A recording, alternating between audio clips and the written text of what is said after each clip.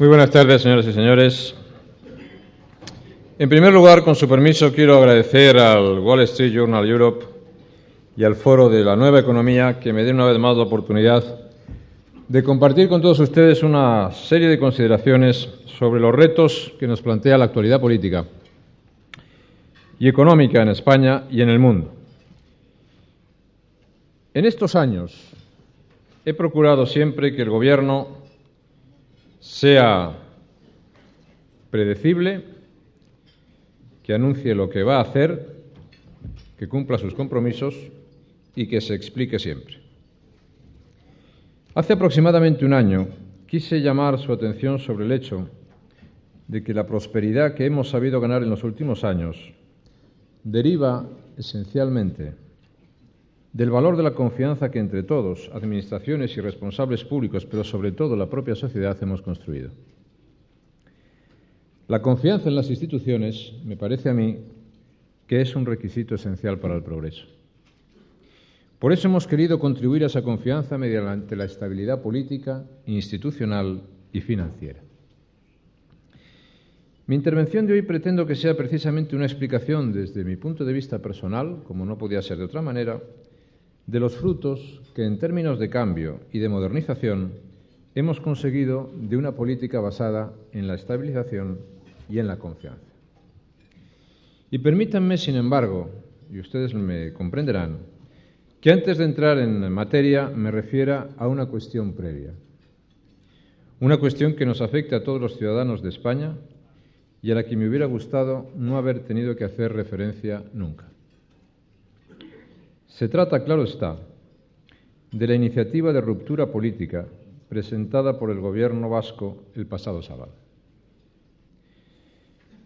Sería por completo legítimo que el Gobierno vasco hubiera presentado una propuesta de reforma de su Estatuto de Autonomía según el procedimiento previsto en el propio Estatuto. Sería también legítimo que el Parlamento vasco hubiera presentado una propuesta de reforma constitucional siguiendo las normas previstas en la propia Constitución. Pero lo que el pasado sábado presentó el Gobierno de la Comunidad Autónoma Vasca es otra cosa.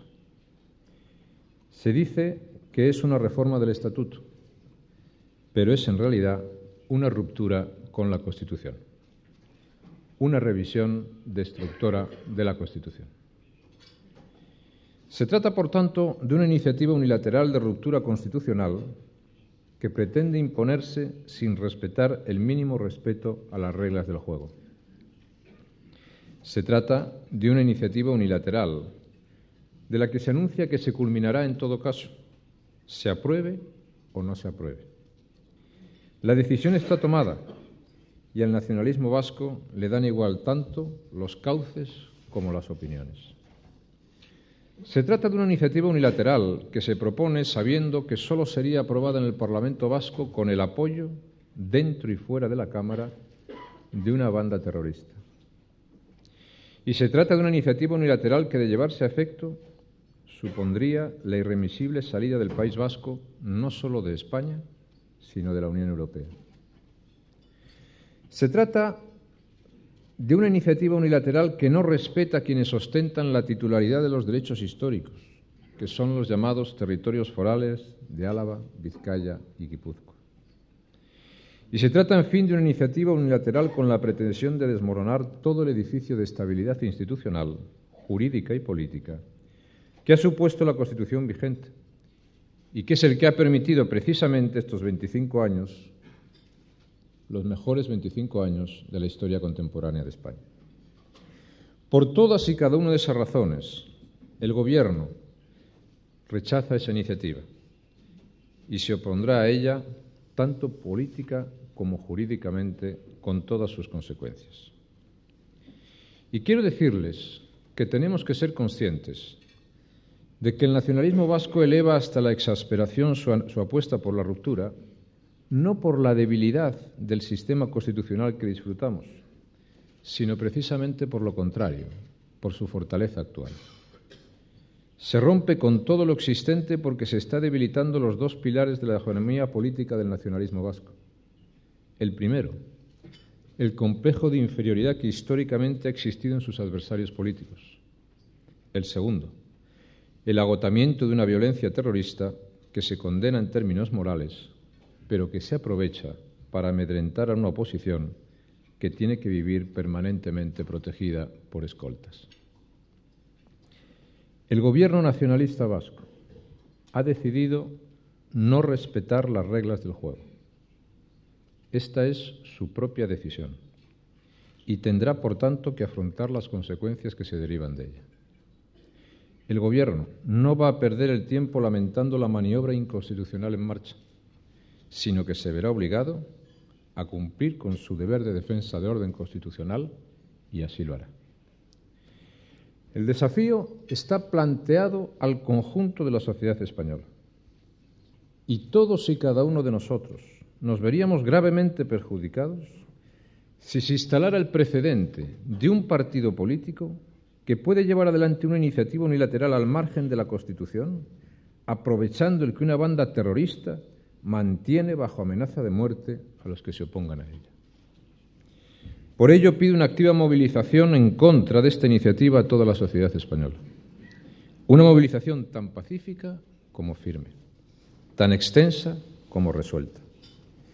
Y hablando aquí en Barcelona, quiero pedir específicamente la movilización de la sociedad catalana.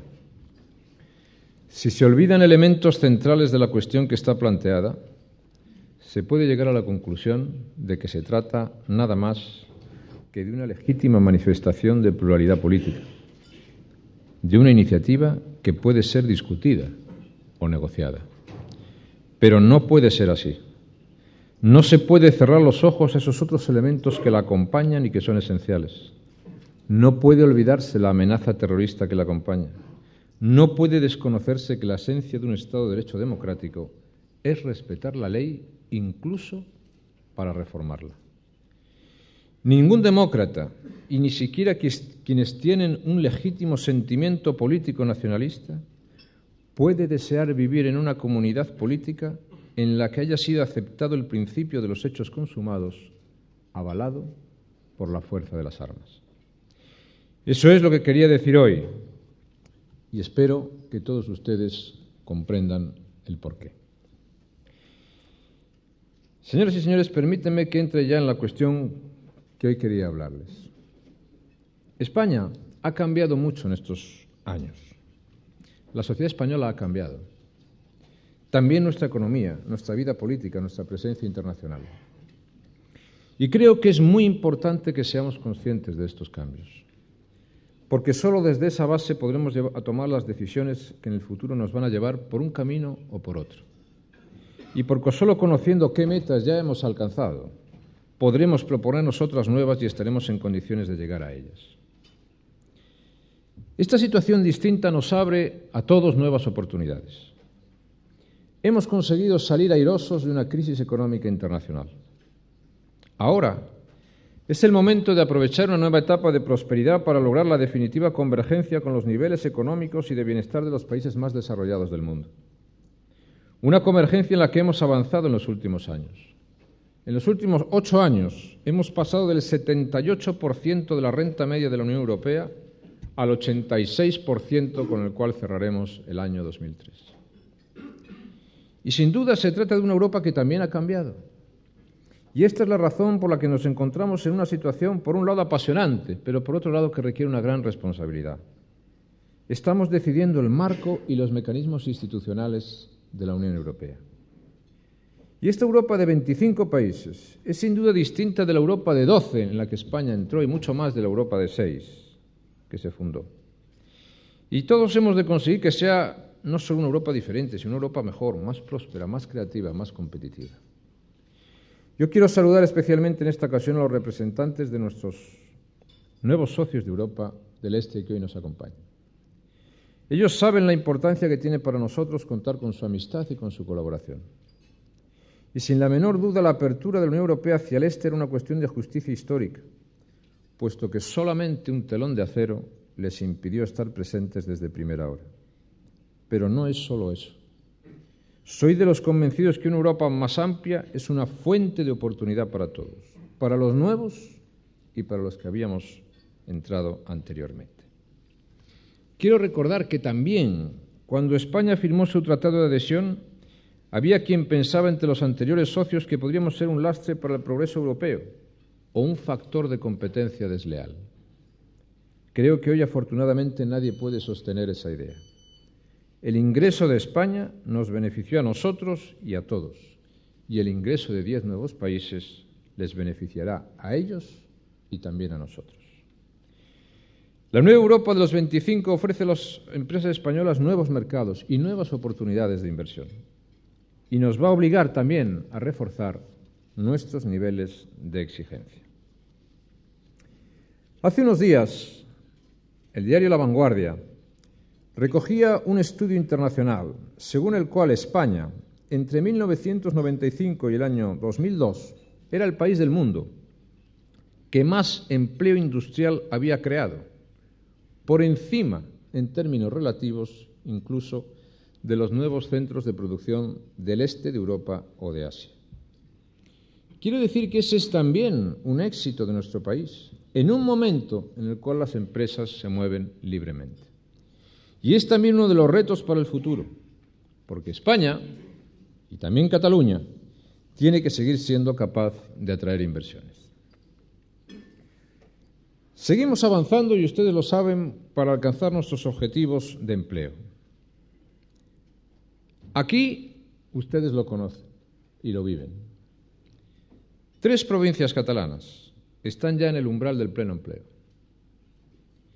Si en estos años se ha producido un gran cambio social, y creo que más de 4.200.000 nuevos empleos justifican esta afirmación, un gran cambio social y silencioso, ahora tenemos que aspirar a mejores empleos.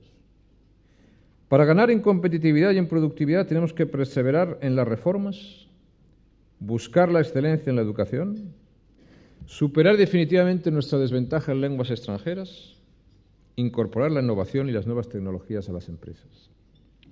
Pero ninguno de estos esfuerzos dará fruto si ponemos en riesgo la estabilidad del marco institucional o nos replegamos en localismos que pongan fronteras a las oportunidades. Se ha producido un gran cambio estructural en nuestra economía y debemos continuar, porque es posible, por el camino del crecimiento sólido y sostenible. La economía española lleva 8 años de crecimiento económico por encima de la media europea. Un ciclo largo de expansión a un promedio superior al 3,4% anual. En los 2 últimos años hemos sido el país con mayor tasa de crecimiento del empleo de la OCDE. Y los datos de empleo que hemos conocido el viernes pasado sitúan el número de empleados en España en 16.817.800 personas, más que nunca antes en nuestra historia. Apenas 12 millones de españoles trabajaban en el año 1996. Solo en los últimos 12 meses, un año muy complicado para la economía internacional, llevamos 460.000 nuevos empleos creados, de los cuales el 70% han sido ocupados por mujeres. Y en un año en el que Europa no se ha creado empleo, incluso se ha destruido trabajo en muchos países, en España se han creado 1.263 nuevos empleos todos los días. Y sin duda lo más relevante para el momento actual es que hoy contamos con bases económicas sólidas para aprovechar la recuperación en mejores condiciones. Y todas las previsiones, españolas y extranjeras, anticipan que en 2003 y 2004 seguiremos creciendo y avanzando en nuestra convergencia con Europa. Queridas amigas y amigos, decía antes que doy mucha importancia a explicarme, por lo menos a intentar hacerlo.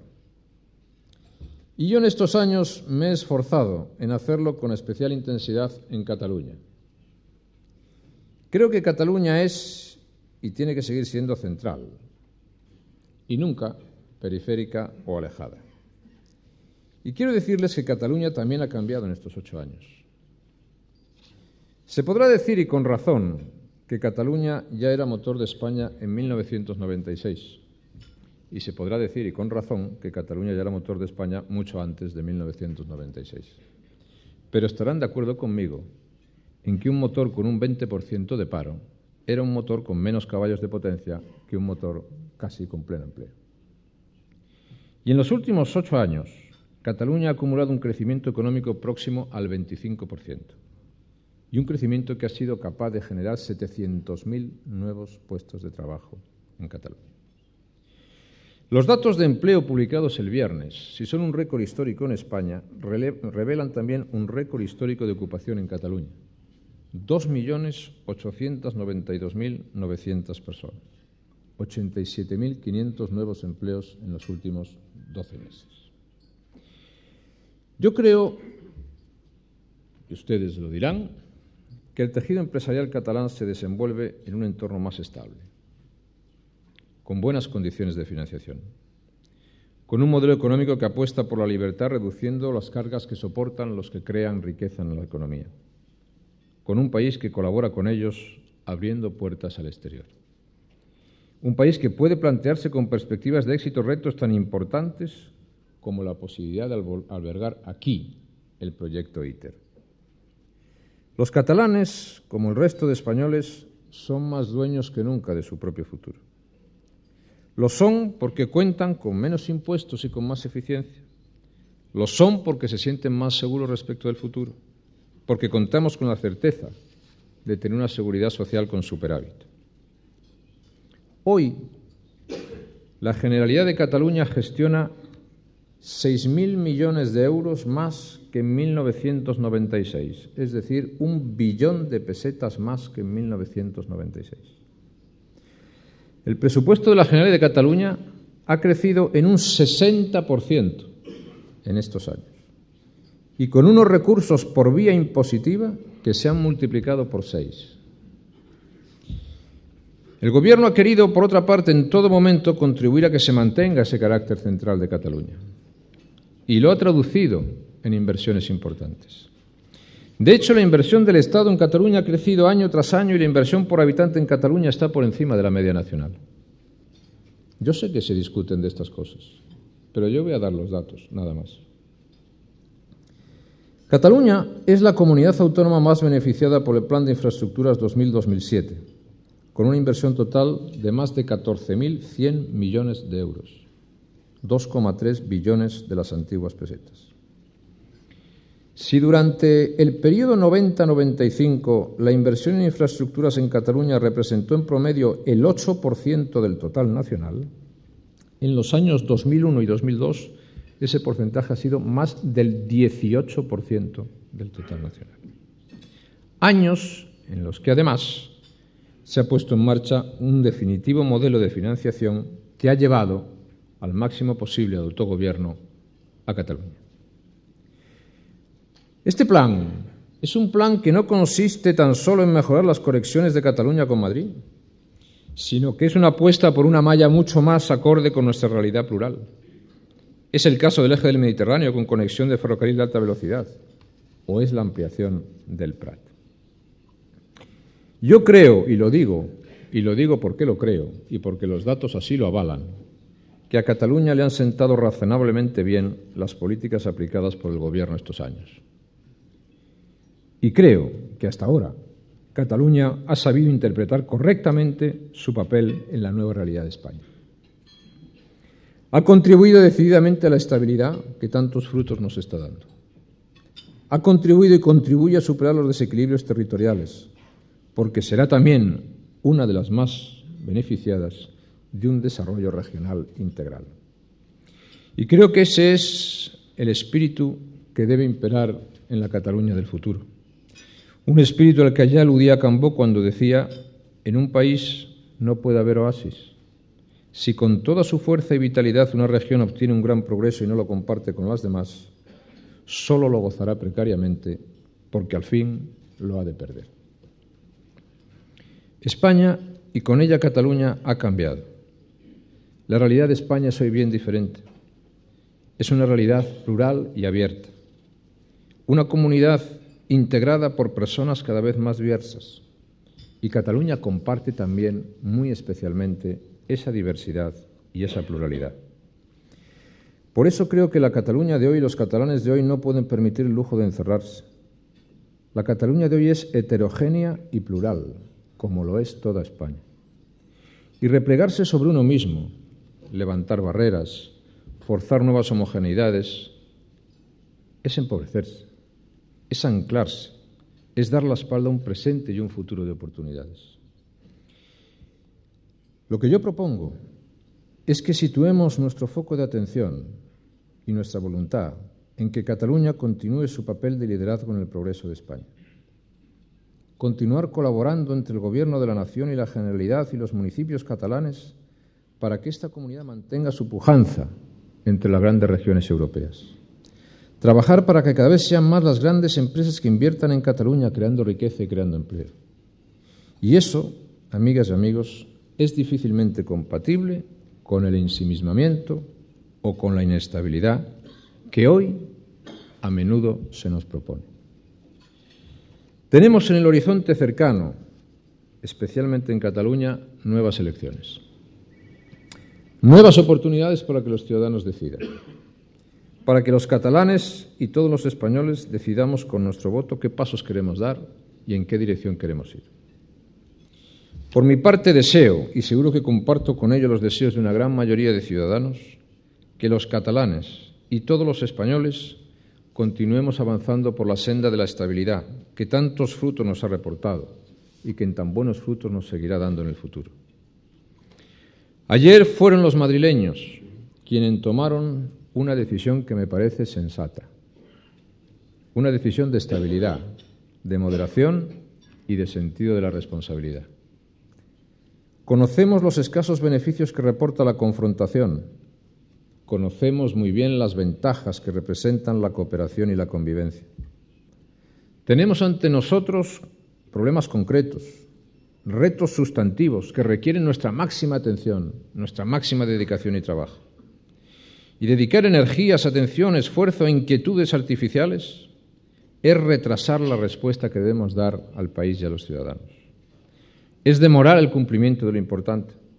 Es aplazar la cita con un mayor bienestar, con la prosperidad de vida de los catalanes y de todos los españoles.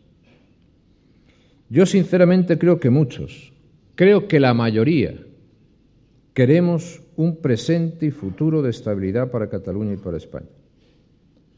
Un presente y un futuro de estabilidad económica, como base firme para la cual seguir creciendo y acercándonos a la meta del pleno empleo. Un presente y un futuro de estabilidad social en el que tengan su lugar natural los valores de la convivencia y del respeto a las normas. Un presente y futuro de estabilidad institucional que consolide el marco de nuestras libertades, de la seguridad y de la normalidad en todos los órdenes. Contamos desde hace 25 años con un pacto por la convivencia que nos ha permitido despegar en muchos sentidos.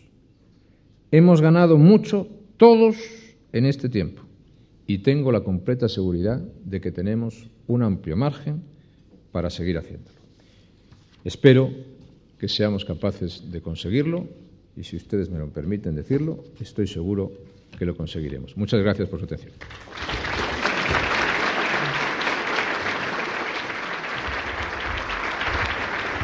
Con su permiso, señor presidente, vamos a proceder al servicio de la comida. Luego será el coloquio en el que ustedes pueden participar utilizando las preguntas que están incluidas en su menú, el que vamos a disfrutar ahora, espero. Muchas gracias, buen provecho, señor presidente. Enhorabuena por su intervención.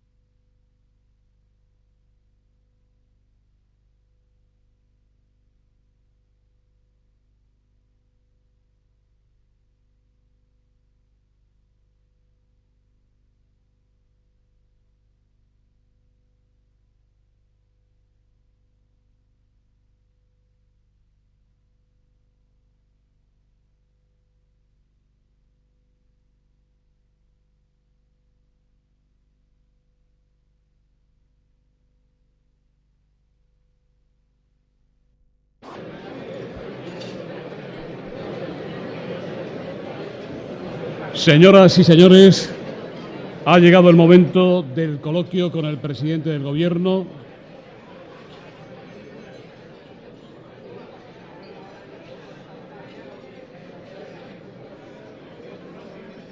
Señoras y señores, un momento de su atención. Lamento interrumpir su animada charla, pero ha llegado el momento del coloquio con el presidente del Gobierno, don José María Aznar, en esta edición del Foro de la Nueva Economía, convocado con la colaboración de The Wall Street Journal Europe y en esta oportunidad con el patrocinio de Repsol YPF. Les agradecemos su presencia hoy aquí y el apoyo que nos presten para el desarrollo de próximas actividades de este foro en Cataluña. Entre tanto, están ustedes invitados a los próximos actos del foro en Madrid, precisamente mañana con el ministro de Ciencia y Tecnología, don Juan Costa, el día 11 de noviembre con el secretario general del Partido Popular, don Mariano Rajoy, y el día 21 de noviembre con el secretario general de la OTAN. Ahora introducirá y va a dirigir el debate con el señor Aznar, el responsable editorial de Wall Street Journal Europe, don Mike González, que es de León en sus orígenes. Mike González.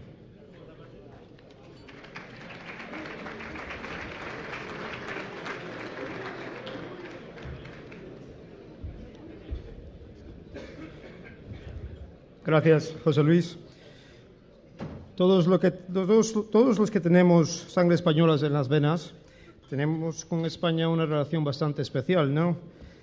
Sentimos sus derrotas y también nos enorgullecemos de sus logros.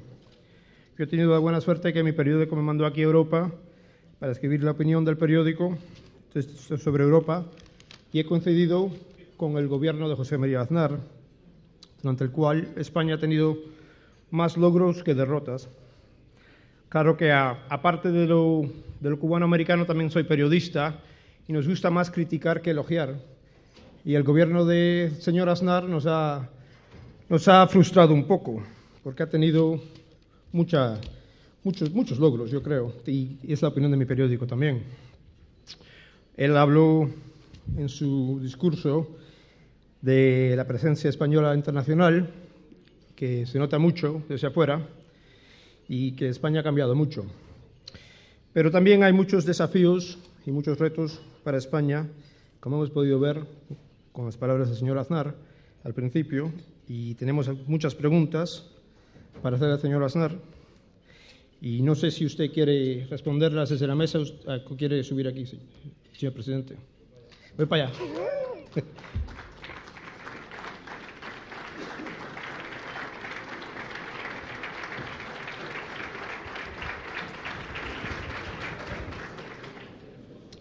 Vamos a empezar con una pregunta del señor José Antic, director de La Vanguardia. Señor Antic.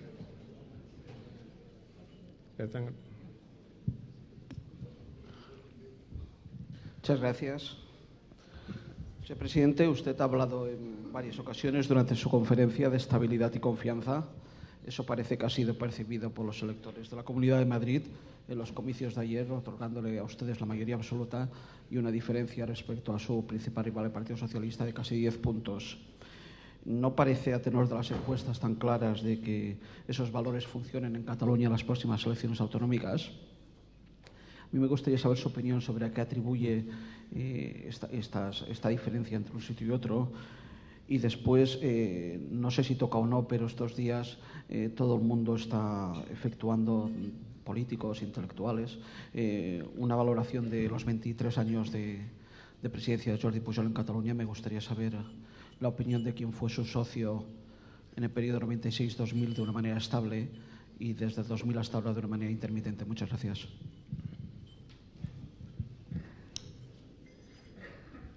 Vamos a ver, con mucho gusto. En primer lugar,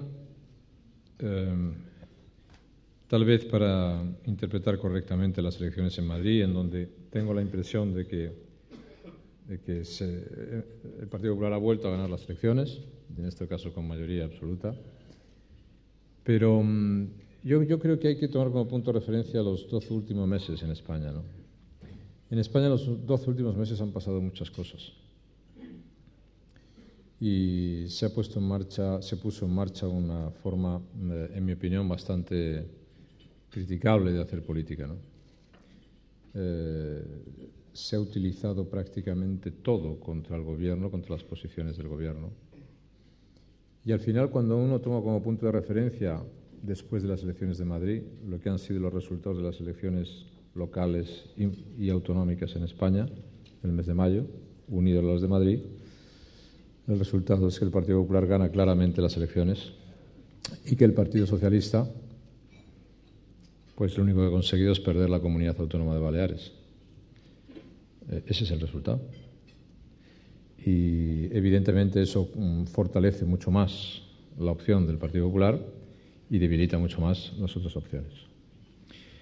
Desde ese punto de vista, yo creo que lo que ha ocurrido en Madrid pues, es una apuesta muy clara, como he dicho antes, por la sensatez, por la estabilidad y por una comunidad autónoma que ha crecido mucho en los últimos tiempos y que ha demostrado una gran iniciativa y una gran prosperidad, ¿no? Por eso creo que los ciudadanos de Madrid, como he dicho antes, han elegido una opción sensata. Segundo lugar, Cataluña. Yo he dado mi opinión antes, ¿no? Y la repito ahora. Creo, sinceramente, que en la historia contemporánea de España no tenemos un éxito similar al de los últimos 25 años, políticamente. Creo que, gracias al esfuerzo de todos, España nunca ha conocido los niveles de prosperidad que vive ahora. Y creo que, además, desde un punto de vista internacional, la posición de España es más sólida de lo que ha sido en muchísimo tiempo. Mi pregunta es, ¿qué razones hay para poner esto en riesgo? ¿Por qué se quiere poner esto en riesgo? ¿Por qué? Si se me dijese es que vivimos en un país que todavía sigue un país enormemente centralizado, pero no es así. Si me dijese es que es un país que no ha reconocido la pluralidad, pero no es así. Si se me dijese es que es un país que no tiene un autogobierno verdaderamente llevado prácticamente hasta el máximo, pero es que no es así. Si se me dijese es que es un país que culturalmente no deja expresarse a sus distintas pluralidades, pero es que no es así. ¿Qué ventaja tenemos, pues, en la inestabilidad? ¿Qué ventajas tenemos en romper los acuerdos que nos han permitido 25 años de estabilidad, de prosperidad, claramente para todos? ¿Qué ventajas tenemos en romper esas legitimidades o esas normas de convivencia entre nosotros? Yo no veo ninguna ventaja. Veo muchos inconvenientes. Desde ese punto de vista, Cataluña es muy importante en sí misma y Cataluña es muy importante para España. Y yo lo que deseo es que Cataluña sea un factor de estabilidad, no de inestabilidad. Si es un factor de inestabilidad, eso será perjudicial para los propios catalanes y para el conjunto de España. Si es un factor de estabilidad, podremos acometer nuevas metas conjuntamente. ¿Cuáles son las nuevas metas a las que nosotros podemos aspirar? Pues muy sencillas. Si pongo un punto de referencia para que se me entienda bien, hoy España es un país muchísimo más cercano a definirse como un país próspero que como un país de cohesión. Mucho más. ¿Qué tiene que hacer España? Culminar eso. ¿Y qué significará eso? Que nuestro país forma parte del primer nivel de países del mundo. Eso lo podemos conseguir de aquí al año 2010. ¿Qué nos puede impedir eso? Pues que tengamos que dedicar energías a controlar lo que, en fin, los intentos de ruptura sobre aquello que hemos acordado hace 25 años, estrictamente. Y para eso es muy importante que Cataluña sea estable. Y yo lo deseo. Y en la medida de mis posibilidades, pues seguiré haciendo lo posible para que así sea. Por la importancia misma de Cataluña y por la importancia de lo que significa Cataluña para España. Todo eso lo tenemos que ver ahora en un contexto europeo, en el cual Europa cambia, va a cambiar también la posición española, Y en una Europa 25, pues nosotros podemos aprovechar nuestras oportunidades o desaprovechar nuestras oportunidades. Dicho eso, queda claro espero que haya quedado claro un mensaje que yo he dado antes. España en este momento tiene un desafío. El gobierno nacionalista vasco ha planteado un desafío a la sociedad española. Las cosas se pueden hacer de dos maneras, que es respetando las reglas del juego o sin respetarlas. Si se opta el camino de no respetar las reglas del juego, es porque se apuesta por el camino del desafío. Y si se apuesta por el camino del desafío, se apuesta por ese camino con todas las consecuencias. Y la democracia española no acepta desafíos. Así de sencillo. Lo que se puede hacer en otros sitios es exactamente lo contrario, que es apostar por la estabilidad, apostar por la cooperación y apostar por lo que se ha demostrado que es un éxito. Desde ese punto de vista yo tengo que decir que valoro muy positivamente lo que es la aportación de un determinado entendimiento del catalanismo político a lo que ha sido la España constitucional de estos 25 años. Creo que ha habido una aportación a la hora de hacer la Constitución, ha habido una aportación a la hora de hacer el Estatuto de Cataluña, ha habido una aportación a la hora de mantener la estabilidad política en España, ha habido una aportación a la hora de conseguir la prosperidad y el progreso de España, y lo que no veo es ahora la necesidad de, si todo eso ha ido bien, ponerlo en riesgo también. No encuentro razón a ese discurso político. Entonces yo encuentro razón a un discurso político que me dice: hemos contribuido a la Constitución, hemos contribuido al Estatuto, hemos contribuido a la personalidad de Cataluña, somos en gran medida los artífices de la Cataluña moderna. Pero si se es que se puede reivindicar, reivindíquese.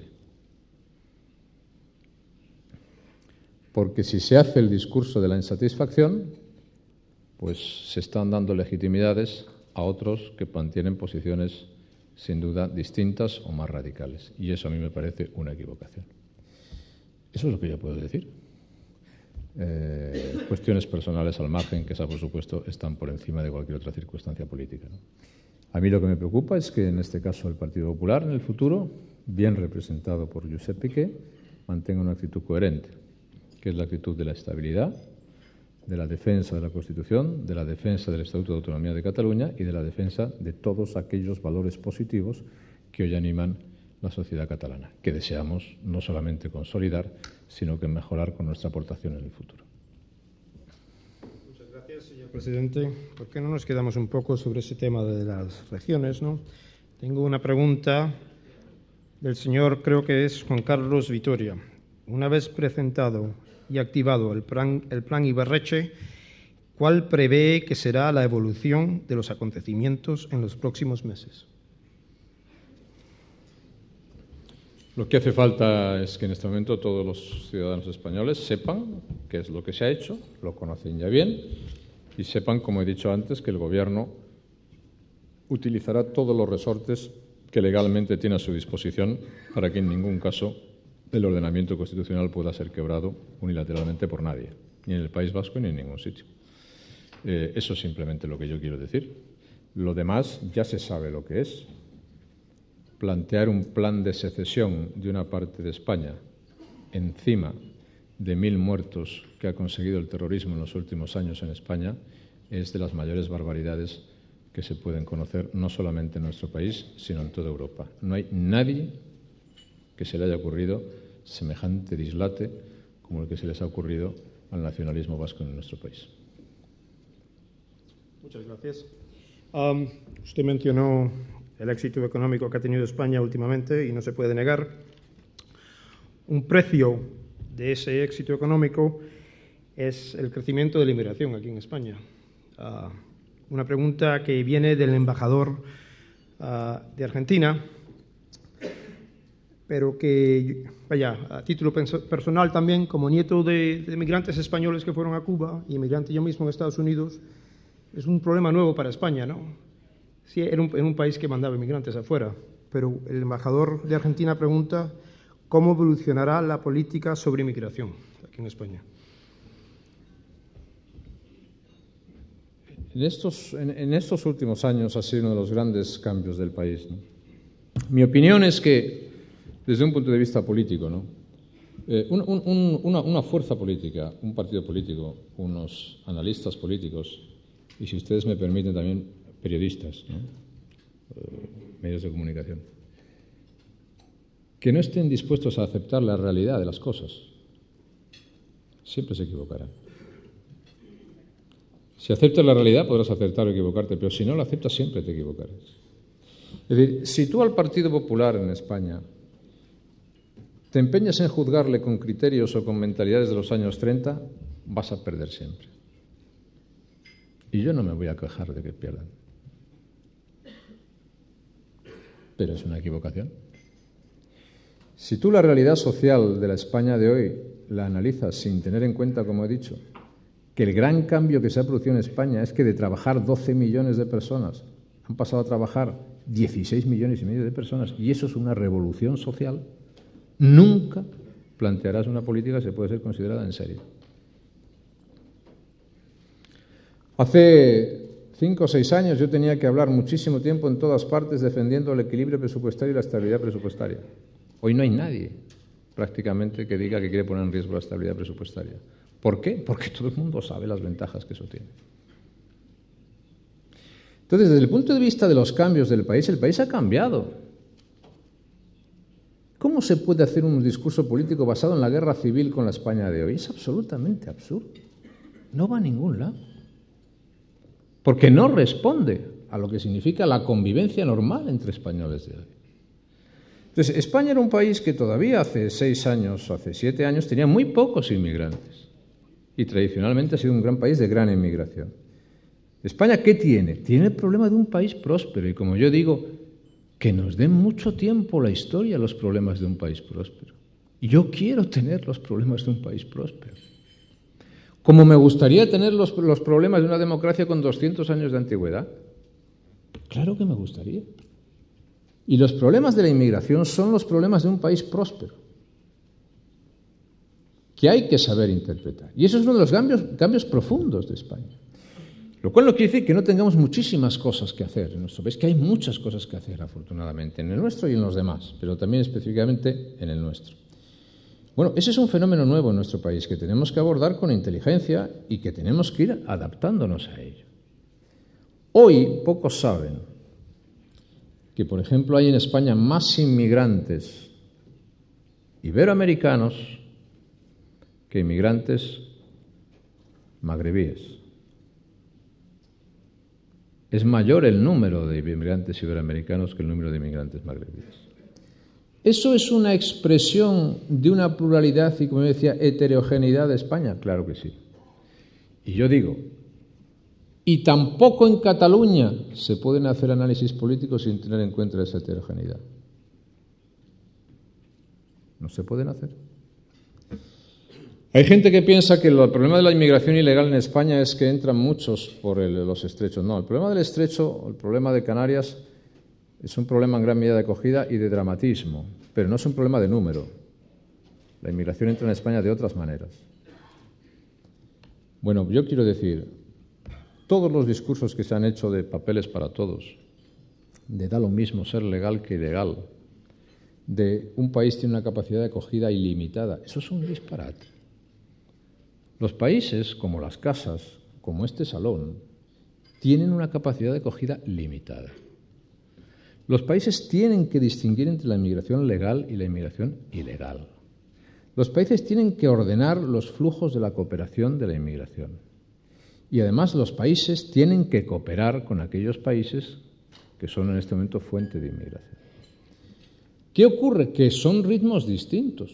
Una cosa es cooperar con un país pobre en vías de desarrollo que va a requerir, si todo le va bien, decenas de años para prosperar, y otra cosa son parar los flujos de inmigración ilegal. Eso no está ya al alcance de un solo país como España. Eso es un desafío absolutamente europeo. Y de esa manera nos tenemos que comportar.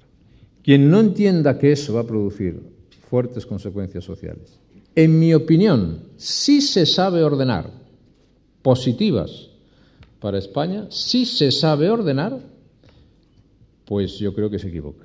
Y dentro de esos cambios positivos está, en gran medida, lo que es la inmigración iberoamericana a España. ¿Por qué? Por una razón bien sencilla. Es la misma historia, es la misma cultura, es el mismo idioma, es la misma religión, son las mismas costumbres. Y eso es muy parecido. A unos les gusta más y a otros les gusta menos. Pero yo creo que desde el punto de vista de lo que significa progreso del país y acomodación a esa nueva situación, sin duda es lo más relevante. Muchas gracias. Bueno, pasamos ahora al señor don Antonio Franco, director del Periódico de Cataluña. Que pasen el micrófono. Señor presidente, ante la sensación de que se nos están resquebrajando algunos aspectos del tradicional apoyo que han prestado en los últimos años Francia y Alemania a las posiciones españolas dentro de la Unión Europea, ¿cree usted que eso nos puede acabar afectando económicamente o que puede tener al final repercusiones complejas para nosotros dentro de Europa?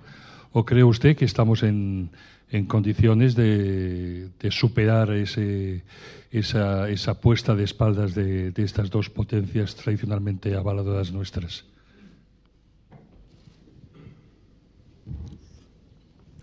Vamos a ver, en primer lugar yo tengo que decir que las relaciones de España con Alemania y con Francia son relaciones excelentes. Estamos hablando de nuestros primeros países, clientes y proveedores de España. Son relaciones en términos políticos y económicos excelentes. En segundo lugar, en los últimos tiempos se han producido algún elemento de divergencia, motivados por o bien el entendimiento de lo que debe ser la relación atlántica de Europa con los Estados Unidos, con Norteamérica, y en segundo lugar por razones internamente europeas, de definición institucional de la futura Constitución Europea. Pero eso entra dentro de lo que significan desavenencias que son absolutamente normales. ¿Qué es lo que a mí me preocuparía? Vamos a ver si lo expreso, ¿no? A mí me preocuparía que España fuese un país receptor neto de ayudas europeas con un 25% de paro y con un 7% de déficit. Me preocuparía mucho. Y además fuera del euro. Porque ese es el destino que nosotros teníamos. Entonces, España ahora es un país que forma parte del euro, que tiene equilibrio presupuestario. Hay algunos que nos quieren ver tan parecidos a Francia y Alemania que incluso les gustaría que tuviésemos el déficit de Francia y Alemania. Y me dicen, no lo diga usted porque no debes dar lecciones. Y si yo no doy lecciones a nadie. Digo que no me toquen o que no toquemos nuestro equilibrio presupuestario, que es una gran ventaja. Ya lo quisieran tener otros. Y en tercer lugar, España es un país hoy, como digo, en el 86% de la renta media de la Unión. Es que la posición internacional de España ha cambiado. Y la pregunta ¿es bueno o es malo que haya cambiado? Y digo, oiga, mire usted, es lo mismo que antes digo con la inmigración. Entre tener un problema de inmigrantes y tener un problema de inmigrantes, yo quiero tener un problema de inmigrantes. Y entre tener un problema porque la voz de España se escucha y tener un problema porque la voz de España no se escucha, prefiero lo primero. Y eso no significa poner en cuestión ningún tipo de alianza. Eso significa defender la posición que España cree razonablemente que tiene que defender. Y yo le digo a usted una cosa. Por ejemplo, se habla ahora, cuando uno se abre en estos debates constitucionales a muchos medios de comunicación, es muy interesante hacerlo, ¿no? Porque uno dice, oiga, mire usted tiene que defender una posición europea. Sí. ¿Y en qué consiste la posición europea? No, la posición europea consiste en que me dé la razón a mí. Y digo, oiga, eso será lo que a usted le interesa, que no tiene por qué ser la posición europea. Defender el sistema de doble mayoría en las instituciones europeas es tan europeo como defender el sistema que todos votamos en Niza. Más aún, es más europeo lo que yo propongo, porque está ratificado por 25 países europeos. Lo otro todavía no lo ha ratificado nadie. La cuestión está si nosotros tenemos derecho a dar nuestra opinión, aunque sea diferente a la de otros o no.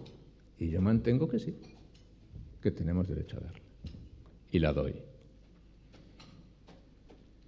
Entre otras cosas, porque el peso de España es un peso que ha cambiado y que debe consolidar ese cambio.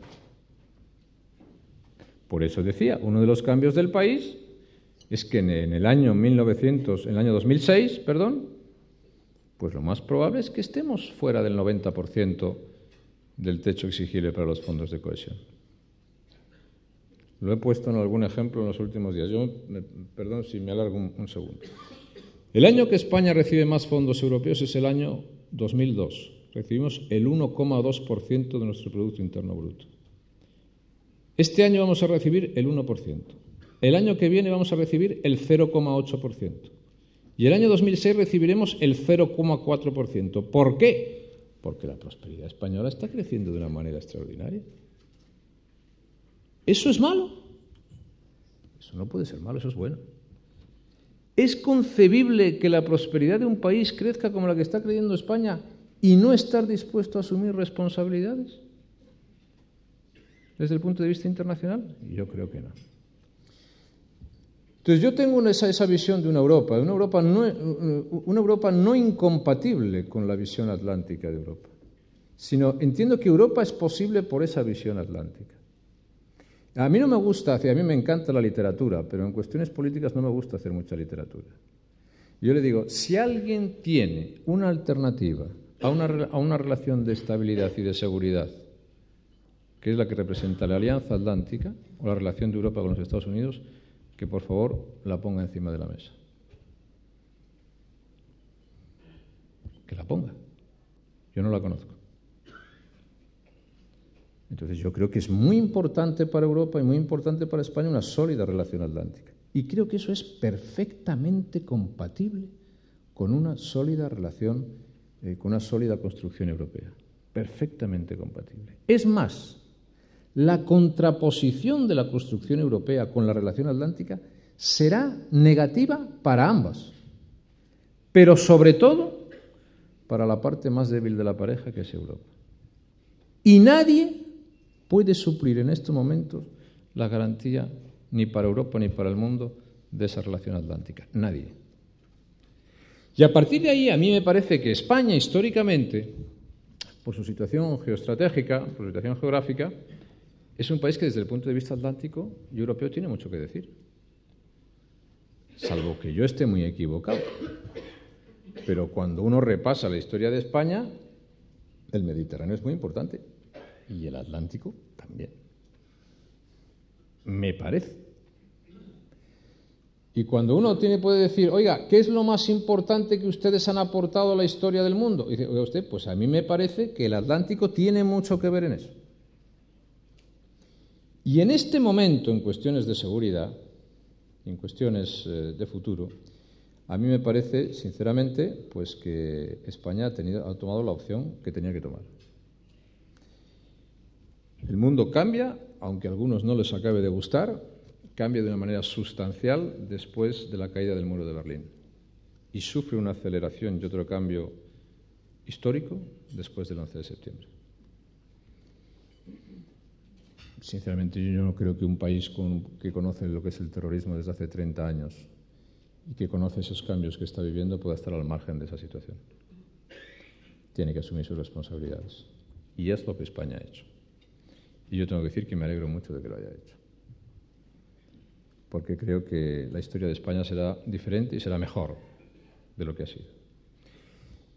Y esos compromisos son los compromisos que nosotros hacemos plenamente compatibles con nuestros compromisos y responsabilidades europeas.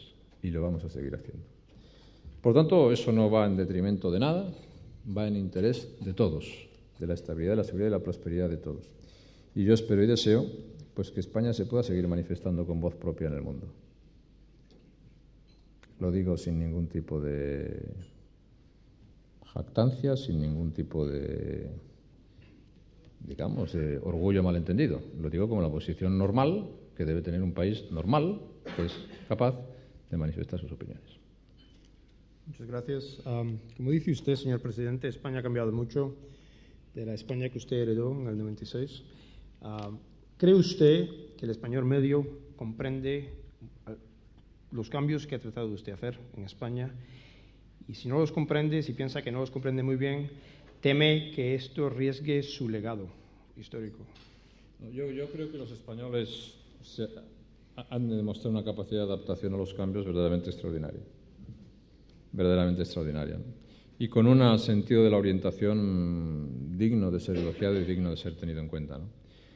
Dicho de esta manera, me da la sensación de que los españoles de a pie son, en líneas generales, más listos que algunos dirigentes políticos. Y otros.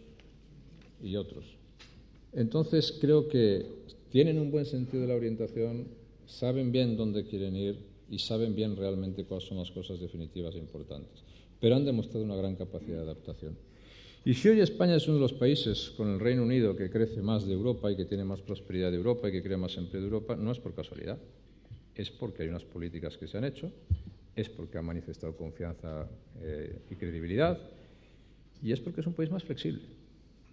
Y eso es una gran prueba de la capacidad de adaptación de los españoles.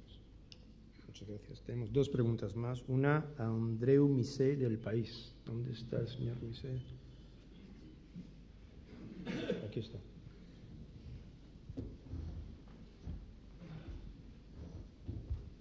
Sí, señor presidente, creo que quizá el dato más relevante que ha dado usted en esta intervención ha sido de los 4,2 millones de empleos que se han creado en los últimos años.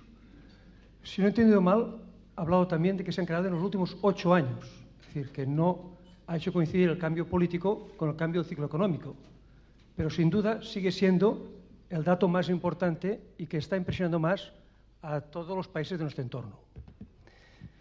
Pero este crecimiento notable, y que sin duda una parte de mérito corresponde a su gobierno, está provocando algún tipo de desequilibrio.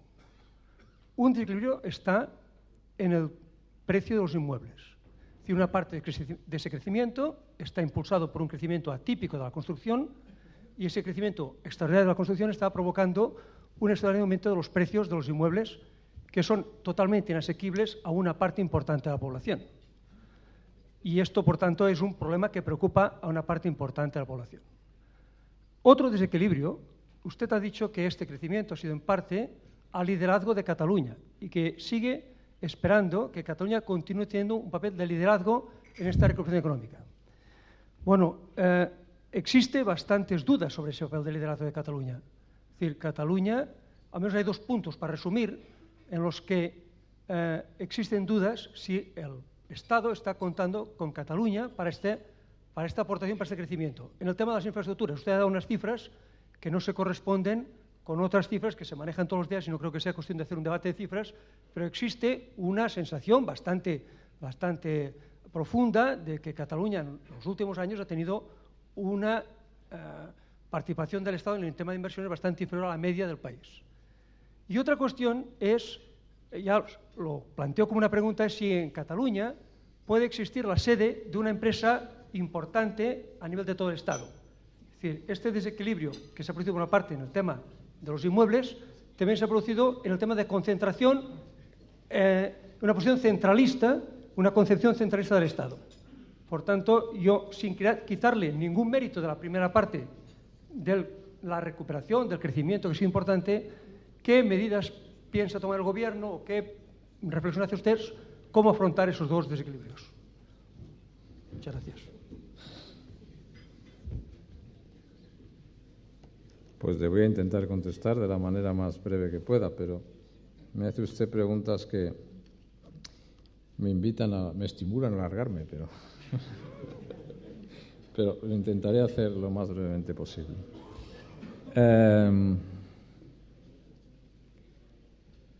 Vamos a ver. Oiga, yo sinceramente le digo, yo no quiero ninguna medalla, ¿no? Ni aspiro a ninguna medalla. Y además, las que me dan nunca me las pongo.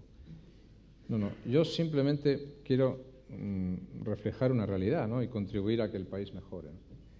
Y simplemente con eso digo es lo siguiente. Mire, yo me encontré un país en el año 96 en el cual apenas trabajaban 12 millones de personas y hoy trabajan 4 millones o 4.300.000 personas más.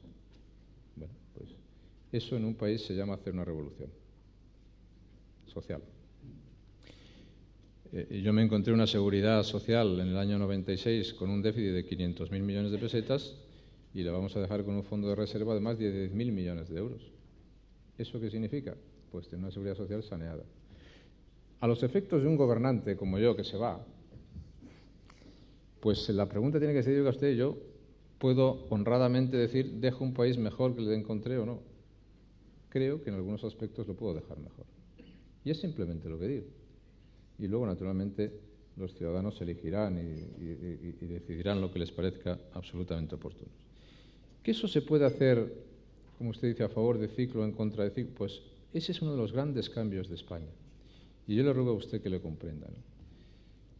¿Por qué España crece al 2,5% o 2,4% este año y va a crecer el año que viene prácticamente al 3%, y Alemania, Francia e Italia no crecen? ¿Por qué? ¿Por qué? ¿Por qué Portugal tiene un crecimiento cero o crecimiento negativo? ¿Por qué el Reino Unido y España son los países que más crecen? ¿Por qué el Reino Unido y España son los países que más inversión exterior reciben? Pues yo le voy a decir a usted por qué. Porque son los países que más confianza, en los que más confianza económicamente hay hoy de Europa en el mundo, y son los países más flexibles que existen en Europa. No es una casualidad. En el año 96 España podía tener un déficit del 7%, lo podíamos seguir teniendo ahora. O tener un déficit del 4 o del 5%. Tenemos equilibrio presupuestario. ¿Eso es un milagro? ¿No? La cuestión está en que España, por primera vez, cuando el ciclo económico ha sido negativo, ha seguido creciendo y creando empleo. Y yo solamente digo, eso responde a unas causas. Las causas son el equilibrio presupuestario y la flexibilidad. Por favor, no toque usted eso. Y yo me alegro mucho que los que antes me llamaban de todo por mantener el equilibrio presupuestario, ahora parece que se han convertido al equilibrio presupuestario. Y yo me alegro, por favor, no lo toquen. Porque es una gran ventaja comparativa para España. Pero nosotros no hemos remado solo a favor de ciclo. Porque si remásemos a favor de ciclo, ¿por qué Alemania crece ceros? ¿Por qué Francia crece el 0,4? ¿Por qué? ¿Qué ciclo es ese?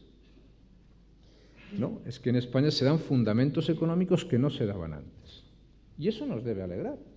Y luego cada uno le pone al gobierno los méritos que tenga. Para mí los méritos son de la capacidad de adaptación de la sociedad española. Y digamos que el gobierno no se ha equivocado. Y dentro de eso nosotros tenemos, que digo yo, problemas de prosperidad. Antes poníamos los problemas de los inmigrantes. Dice usted que la vivienda en España es inasequible para un porcentaje muy alto de la población. Pues le quiero decir, oiga, vamos a construir el año que viene 650.000 nuevas viviendas en España. Más que Francia y que Alemania juntas. Y récord histórico de creación de viviendas en España. A unos tipos de interés bastante reducidos. Si usted me dice, el precio del suelo en España es caro, yo le digo, de acuerdo. Ha crecido en los últimos años el 125%. Hace 8 años estaba creciendo al 250%. ¿Yo soy partidario de liberalizar eso? Sí. ¿Puedo? No. ¿Por qué? Porque no es competencia mía. Y algunos me dicen, no elimine usted responsabilidad. No, me sé, si yo acepto todas las responsabilidades, igual, para estas alturas, fíjese usted. Todas. Incluso las que no tengo. Todas. Pero eso no es responsabilidad mía. Si usted me dice, los ayuntamientos y las comunidades autónomas deberían liberalizar suelo, yo estoy totalmente de acuerdo. ¿Eso sería útil para el acceso a la vivienda? Totalmente de acuerdo. Ahora, fíjese usted ese dato y pregúntese usted por qué. Porque ¿cómo es posible que en España se construyan 650.000 viviendas? ¿Cómo es posible que se vendan todas? ¿Y cómo es posible que nadie pueda acceder a la vivienda? Pero al mismo tiempo no es posible. Entonces, mire, usted, de las 650.000, 180.000 se construyen en la costa y el 30% de esas son para extranjeros. Que es verdad, para europeos. Digo, muy bien, ¿y el resto? ¿Cuánto es el esfuerzo a los tipos de interés de hoy que tiene que hacer una familia para comprarse una vivienda? ¿Y cuánto era el esfuerzo hace 8 años a los tipos de interés de hace 8 años y los precios de 8 años? Porque a lo mejor se hacía más esfuerzo entonces que ahora. Y si usted une las desgravaciones fiscales, si une la rebaja de impuestos familiares, la rebaja de impuestos empresariales, y se une además los tipos de interés de las hipotecas, verá usted cómo las cosas pueden tener alguna explicación. Y después de eso, le digo a usted, el suelo en España es caro. E injustificadamente caro. Sobre todo en algunos sitios de España, que lo que sobra es suelo. Donde falta todavía se puede entender, pero en otros sitios no es justificable. Y segundo, hay un argumento que también es muy importante. Mire usted, es que cuando usted no tiene un empleo, no se puede pretender comprar una vivienda, ¿eh? Claro. Es que los 4.200.000 personas equivalentes a una parte muy importante de las familias españolas, hace 8 años no podían ni por asomo pensar en comprar una vivienda o en comprarse un coche o en invertir donde quisieran sus ahorros. ¿Por qué? Porque no tenían trabajo. Ese es el cambio que se está produciendo. Y dicho sea eso, pues yo espero que el precio del suelo y también el precio de la vivienda pueda bajar.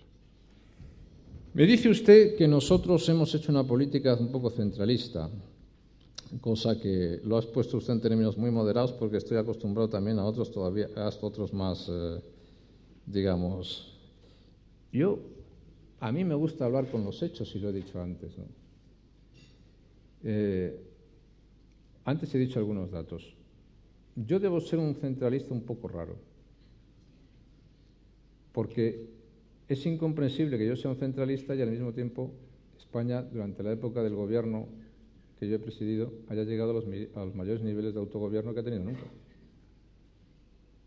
Es imposible.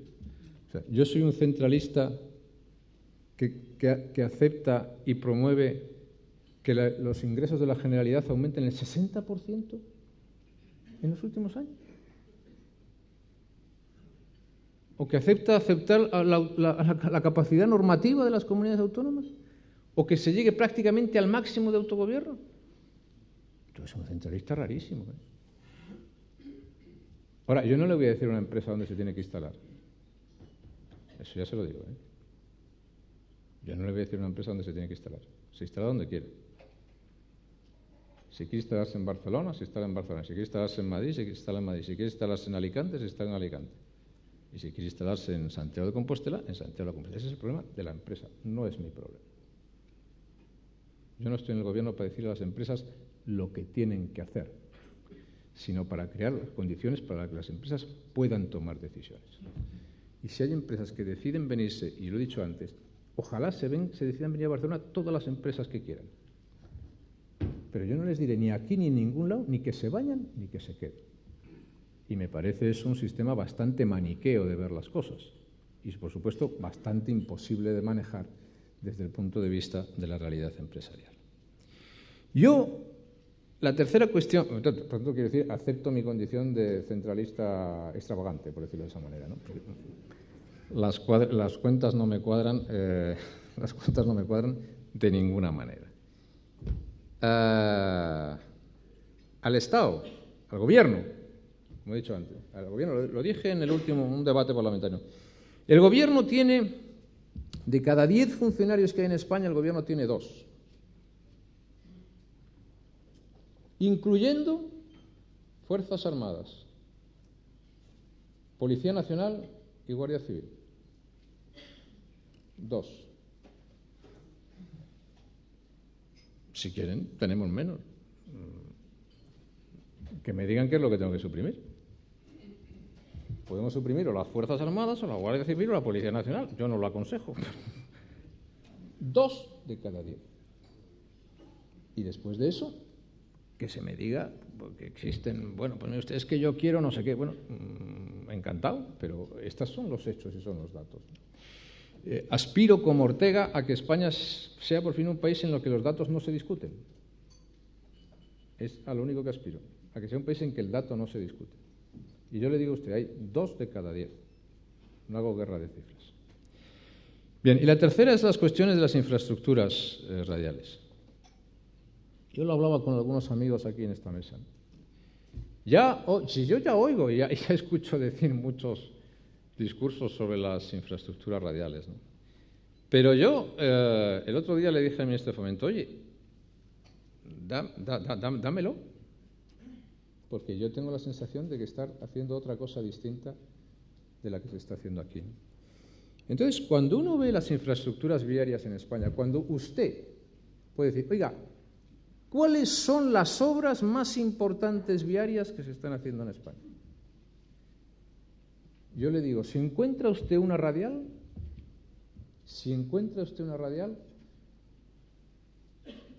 le invito a lo que quiera. Pero encuéntremela, por favor, una. Si encuentra una, le invito a lo que quiera. Porque de las obras más importantes que se están haciendo en España, pues a mí me suena en este momento la autovía del Cantábrico, por ejemplo. Que radial, yo no lo definiría exactamente como radial. La Ruta de la Plata de norte a sur, radial, tampoco. La Somport-Sagunto, radial, pues igual es radial porque han cambiado los conceptos. La autovía de la Meseta, radial. La continuidad de la autovía del Mediterráneo, radial. Ahora, si usted me dice, es mucho más cómodo hacer el discurso de que todo en España es radial, aunque no sea verdad que sea radial, porque la parroquia, una parte de la parroquia se pone más contenta, pues yo le digo, pues yo ya puedo entender eso, pero eso no es la verdad. Y si luego tiene usted duda, ahí hay un señor con barbas, que es el portavoz del secretario de Estado de Comunicación, que le da un mapa que les disipa de dudas, ¿no? Bueno, eso es lo que está haciendo el gobierno. Entonces me dice usted, ¿Cataluña? Pues no lo sé, oiga, nosotros hemos puesto en marcha un programa de infraestructuras y entonces las inversiones previstas en ese plan pues ascienden a 14.000 millones de euros. Y Cataluña es la comunidad con mayor inversión en el año 2004 para el Ministerio de Fomento, 2.666 millones de euros. Y la inversión prevista para el 2004 multiplica por 12 el nivel de inversión que se registraba en 1990. Y entre 1990 y 1996, las infraestructuras de transporte en Cataluña se incrementaron un 83,1% y desde 1996 se han elevado en un 535,5%. Y del 8,93% de media de inversiones se han pasado al 17,41%. Y yo no discuto, yo doy las cifras. Entonces se puede decir, pues yo discuto también la cifra. Bueno, pues discutamos, pero estas son las cifras, estos son los hechos. ¿O es que me gustaría más? Pues me he encantado, me gustaría más, lo que quiera. Yo el otro día he visto con mucha satisfacción que se ha inaugurado la depuradora de Llobregat, que yo visité hace tiempo. Bueno, pues se ha inaugurado la depuradora de Llobregat. El año que viene habrá en Cataluña 196 millones de euros en autovías, si quiere se las digo. Habrá 10 millones de euros de inversión en medio urbano en Barcelona, habrá 1.473 millones de euros en infraestructura ferroviaria, 445 millones de euros en aeropuertos y 392 millones de euros en puertos. Y esto es la mayor inversión el año que viene que hace el Estado en ninguna parte de España. Y es lo que le puedo decir. Y dicho esto, pues, si está usted de acuerdo, muy bien, y si no está de acuerdo, pues ¿qué le vamos a hacer? Esto es lo que hay.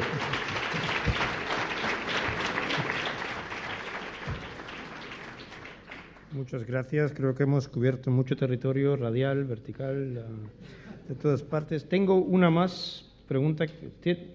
¿Podemos ir a otra más? Que es bastante buena. Es que yo tengo un vuelo a las 9.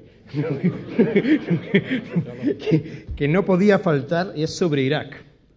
¿Cuál es la valoración de la situación actual ¿Cómo evolucionará y cómo se prevé que siga participando España? ¿Qué valoración hace usted de la conferencia de donantes celebrada en Madrid? Primero, creo que es muy importante que el Consejo de Seguridad haya aprobado una resolución, la 1511, por unanimidad. Es muy importante.